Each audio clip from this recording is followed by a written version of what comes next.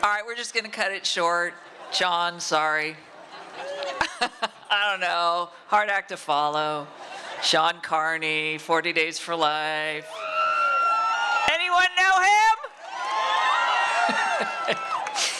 So, Shawn begged and pleaded to be a speaker at the Walk for Life after coming to the Walk for Life so many times, and we said, what the heck, let's throw him a bone. No, we are so delighted that we have Shawn Carney from 40 Days for Life who's going to rock your world a little bit more. Welcome, Shawn.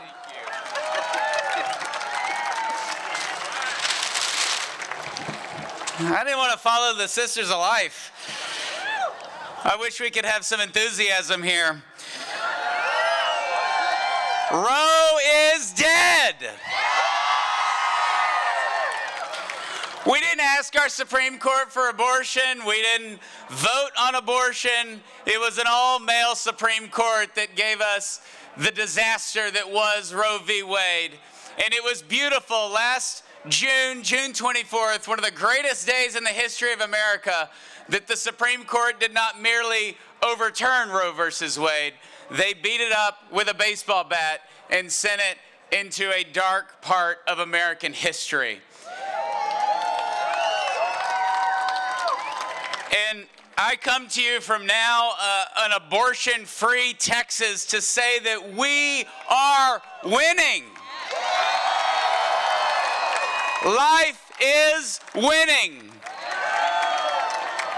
Our hypocrisy with the unborn, where we'll do a surgery on an unborn child, or we won't allow a pregnant woman to get on a roller coaster, and yet we'll go in and do an abortion up to 40 weeks. Thank God that we have not gotten over abortion in the United States of America. That is why you are here. That is why we are here. And as we've seen 40 Days for Life grow from just one city in 2004 to now 1,000 cities across the country and around the world, the first city to ever sign up for 40 Days for Life when we first launched it nationally in 2007 was the great pro-life city of Sacramento, California.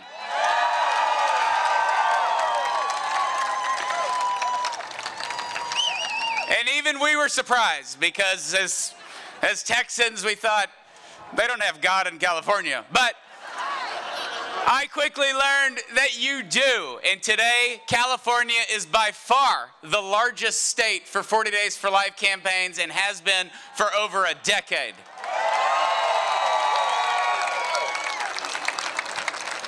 The West Coast is defending the family and will lead the way as California clamors to become the abortion capital of the Western Hemisphere. They have to get through you. And it is only a matter of time as we see many in our country rushing to be on the wrong side of history. The other side does not know what to do. They didn't expect Roe to be overturned. And so they are doing something that we had to do for many years, which is just react. They are reacting. NPR is airing abortion on the radio.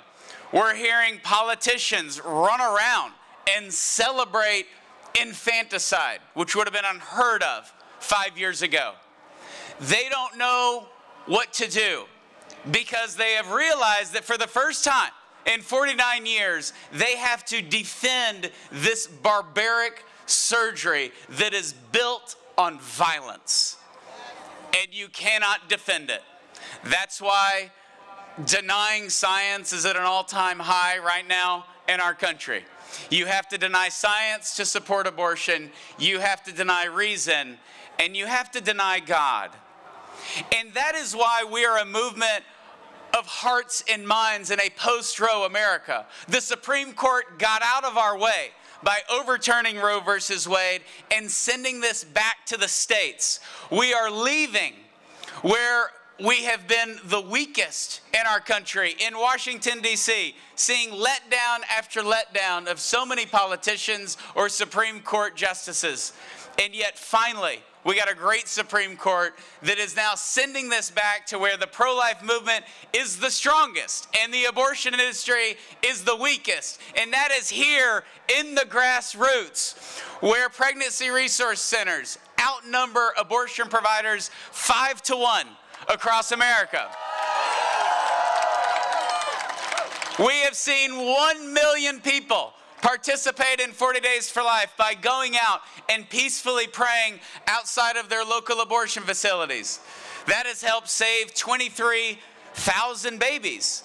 It has helped close 132 abortion facilities across the country. One of those, the Planned Parenthood where 40 Days for Life first started, in College Station, Texas, is now the headquarters of 40 Days for Life. And we have a beautiful memorial to the unborn. And every time you walk into our office, which you're all invited to do, it is the goal that you can have the most radical abortion laws in California, in Washington, these unapologetic abortion laws where they're going to deny health care to a baby girl who survives an abortion. It's insanity. But they can't change natural law. And they can't change the heart of God.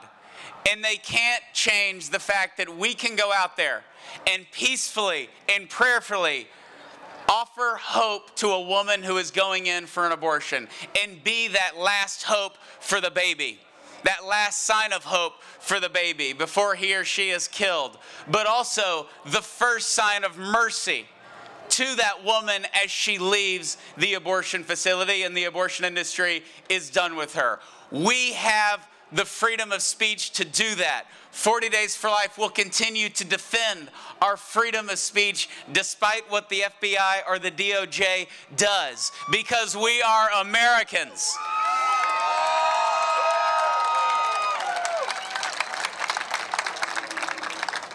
And when you go out to pray at an abortion facility, you save lives, which means you take away from their bottom line and you can end abortion where you live. We have, out of 132 abortion facilities that have closed, 45% of those are in blue, pro-abortion states where it remain legal and often celebrated. And that is what matters in a post-Roe America, that we're going on offense through hearts and minds. Because the one thing we've seen in the pro-life movement is it gets younger and more enthusiastic every single year.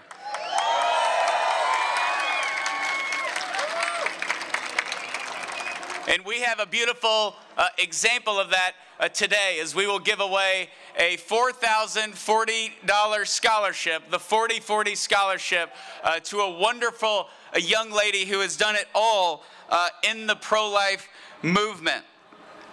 Rioni Putra is an engineer major at Texas A&M. Ariana Putra is an engineer major at Texas A&M. She participated in 40 Days for Life in Denton and in Fort Worth. She led a pro-life boot camp. She volunteers at her pregnancy resource center.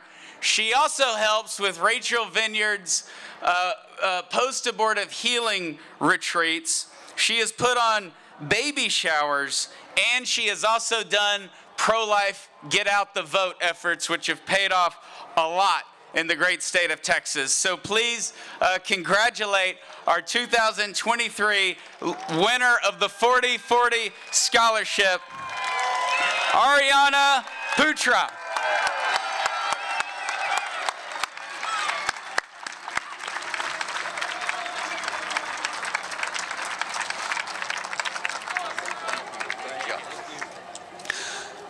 As we're here today, I want to encourage you to have the fortitude that we can end abortion with God's help in the United States of America, and the world will follow. But we need you to leave here and go home and trust God to close your local